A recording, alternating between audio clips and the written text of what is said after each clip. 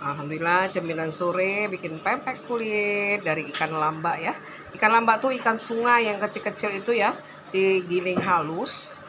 Nah, setelah itu kita campurkan dengan tepung sagu, dibikin pempek kulit seperti ini.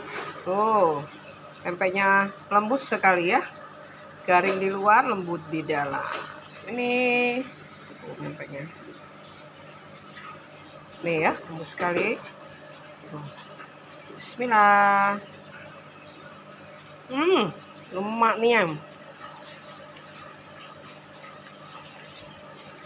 Oke, ya. 1 kilo ya ikan lamba ini.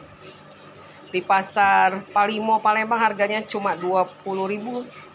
Ini hasilnya tadi bikin 1 kilo kira-kira dapat 80 ya. 80 pempek kulit seperti ini nih ya.